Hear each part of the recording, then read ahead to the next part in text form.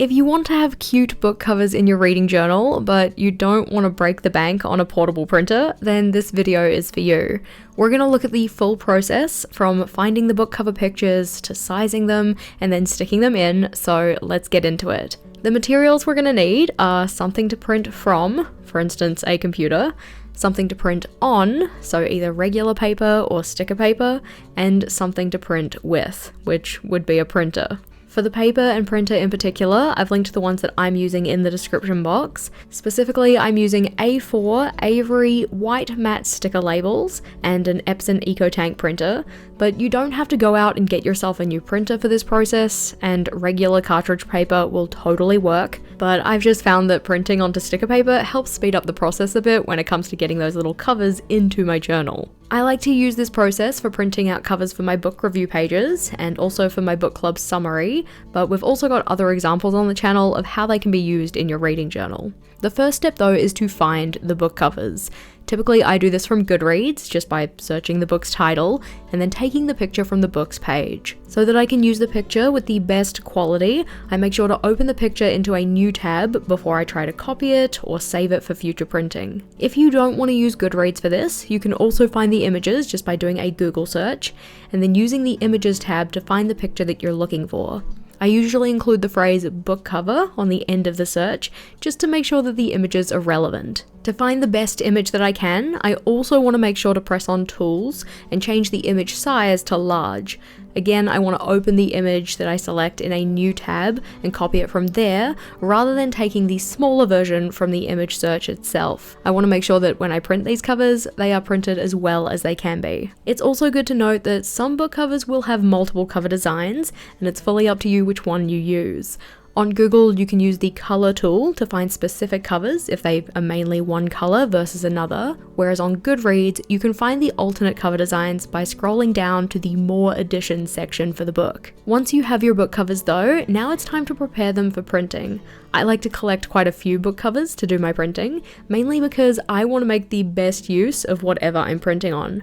I want to avoid wasting space on the paper by only printing off a few covers, so I'll normally stock up on covers and print a lot all at once. When it comes to organizing your book covers for printing, there are several ways that you can do this, with the main ones being Microsoft Word, Google Docs, or Canva. I personally use Microsoft Word, but the general steps for each of these are the same. These are to first prepare your document and margin size, then bring in and size your covers, and then print them. We're going to look through each of these platforms one by one, and starting with Microsoft Word, the first thing to do is prepare the document size. This is done in the Layout section along the top, and then using the Size drop-down menu. I'm sticking with A4 because that's the size of my sticker paper, but make sure to select the size of paper that you're going to be using for printing. It's good to note that different versions of Microsoft Office may have this in a different place, so use the search bar at the top to help you if you get lost, or you can go to Google to point you in the right direction if things aren't quite where they are for me. The next step in preparing our document though is setting those page margins.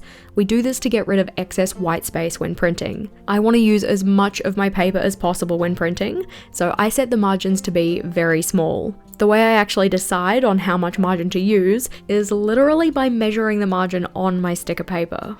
I do have a small border on the sticker paper that I use, and I don't want to print on that border, so I set my margins to sit just inside of the border. It's good to note also that my printer allows me to print very close to the edge of the pages though, while your printer might not. To figure out how much margin your printer may need, it's a good idea to print off a test page that shows you how much of the design gets cut off around the edges. With our document sized appropriately though, now we want to bring in the cover designs. What I will typically do is copy and paste one book cover into the document and size it to the dimensions that I want for printing. I do this with the Picture Format tab that comes up when selecting the image in the document and changing the height in particular. For my book reviews, I use pictures that are 6 centimeters high. I don't pay a lot of attention to how wide the cover image is, just letting it scale as it will with the change in height. But if you want a very specific ratio for your height to width, then you can use the crop tool to set the image to the size you want. For book covers, typically a crop ratio of 2 to 3 works well. In this ratio, the image height is 1.5 times the size of the width. Once I have one image with the dimensions I want though, I just copy and paste the same image into the document repeatedly to fill all of the available space. This might seem a little bit odd, because surely we want different covers in our reading journal, not just the same picture over and over, but this helps me to arrange the covers with the right sizing on the document before I bring other covers over. Here I'm really just trying to fill as much of the space as possible. This means that some of the covers are going to be rotated to fit as best as they can. I also don't leave any gaps between the covers, as I'll be cutting them out along the edges of each cover individually, but if you do want to have a gap, make sure to include that in your arranging. With the space filled, now it's time to bring in the new covers. Rather than bringing them over one by one and resizing them in the same way we did the first one, I instead right-click on a picture in the document and open the Change Picture menu. From here, I can replace the cover pictures one by one, either from my clipboard or from pictures that I've saved to my computer. Doing it this way helps make sure that all of my sizings are the same. If you don't have that option, you can certainly insert the covers one by one though, and just use the sizing process that we talked about for that first cover that we put in. Once all of your covers are in though, then it is time to print. This can be done straight from the Microsoft Word application by selecting Print from the File menu. Before printing though, make sure to head into the printer properties and then into the Advanced menu.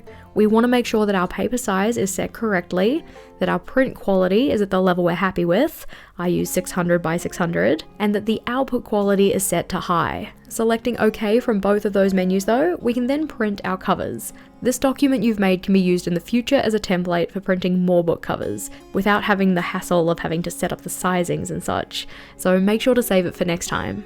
If you're using Google Docs though, the process is similar. First we set the document size and margins by going into the File menu and then into Page Setup. Make sure that the paper size is the same as what you'll be using for the printing, and that the margins are small enough so that you don't waste your paper, but large enough so that the images don't get cut off by your printer. We'll take the same process here as we did for Microsoft Word, so copying in our first image and making sure that we're happy with the sizing of it. This is done by selecting the Image Options menu that pops up once you've selected the picture on the document, and from here we can open the Size and Rotation section. In here we'll be setting the dimensions for the cover. Having the Lock Aspect Ratio option checked means that when you resize one side of the image, it will automatically resize the other and keep the image in proportion. The crop tool in Google Docs doesn't offer the same range of options that we have in Microsoft Word, but the Replace Image tool makes up for this. Here we can resize our cover image to the exact dimensions we want by deselecting the Lock Aspect tool. And don't worry if the image gets a little skewed, because we're gonna fix that in a second. Again, for my image, I've selected it to be 6 centimeters down and 4 centimeters across. Once you have your image sized with the dimensions you want though,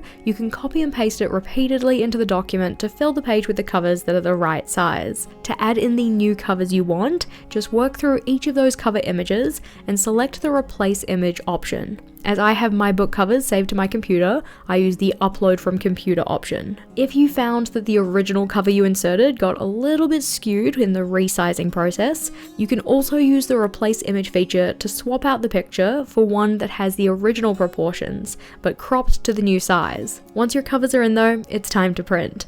This again can be done straight from Google Docs by selecting Print from the File menu. Before printing, make sure to jump into the More Settings space and then use the Print from System dialog option. In there, you'll also want to select More Settings and then Advanced to set your printing options to suit your paper. I made sure to change the paper size, the print quality to be 600 by 600, and the output quality to be high. Selecting OK to get back to the printing window, we can then select Print. The document you made in Google Docs can also be used as a template for next time that you want to print your book covers, so make sure that you save it. As said though, you can also use Canva to prepare your book covers for printing. Heading to canva.com, from the main menu we want to start a new design. Rather than selecting any of their fancy templates, we're just going to input the paper size that we're going to be using. For me, that'll be A4, but select the paper size that's appropriate for you. Doing this will open up a nice blank design for us, and normally our next step would be to set our margins.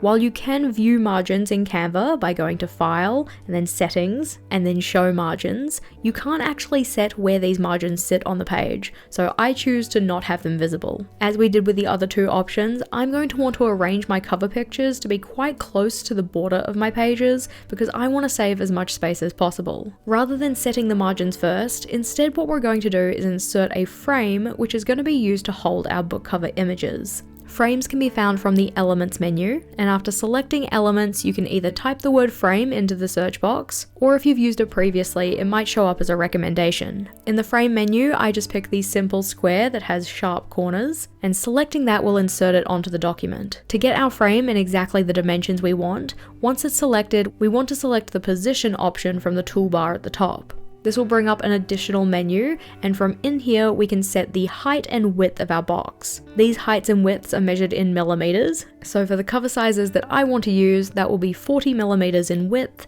and 60 millimeters in height. To set up our document, we can drag the frame so that it's in the corner of the page, or because we don't have margins, I'll instead use the X and Y locations that are still in that position box. This effectively lets us use that first frame as a stand-in for where the margins are going to be. Now as we have that frame in the correct dimensions and in the correct location for the document, we want to go and add additional frames in to fill the page.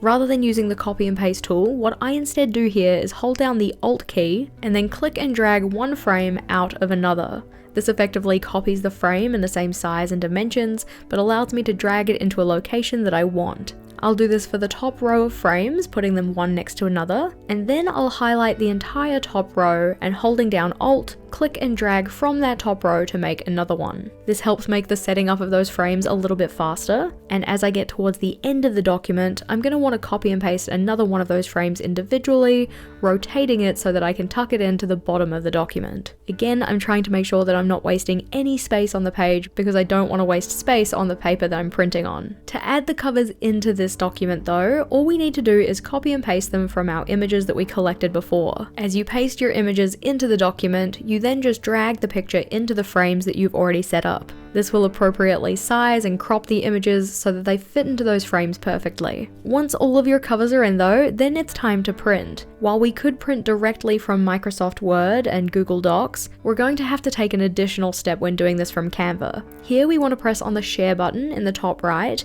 and then select the download option from this menu. I like to change the file type to a PDF because it's going to make sure that all of my dimensions are kept the same, and I select PDF print because, as it says, it's the best for printing. After selecting the file type, we can hit download, and this will save the document to our computer. To print the document, we can then open up our PDF reader and print directly from there. Just like we did with printing through Microsoft Word and Google Docs, make sure to change your printer settings so they suit the output quality you want and also the size of the paper you're using. This is done by going into the Properties menu, into the Advanced section, and then changing the paper size, print quality, and output quality in particular. Once you're satisfied with that though, we hit OK to get back to the print window and print the document. Once you have your covers printed off though, then all we really need to do is cut them out and stick them in. You can use something like a paper trimmer or a mini guillotine to do this if you want to, especially because the book covers have straight edges, so this will work well for that, but oftentimes I just opt to use scissors. If you've printed on regular paper, you're going to need some type of adhesive to get these into your journal. I like to use double-sided tape or a double-sided tape roller for convenience, but you can also use a glue stick or a glue pen if you prefer. I just don't like the way that these often cause wrinkling on my pages. As mentioned though, I like to use sticker paper to make this sticking process way easier. Because all of the mini book covers have been printed onto something that has an adhesive backing, I don't have to worry about getting any additional supplies to stick these in. All I have to do is peel the backing off and then adhere them into my journal. If you found this tutorial helpful, make sure to like the video, and if you have any questions, do leave them in the comments. For more reading journal inspiration though, this playlist is the next one to check out. That one has a bunch of ideas, setups, and flip throughs, so click or tap on that one and I'll see you over there.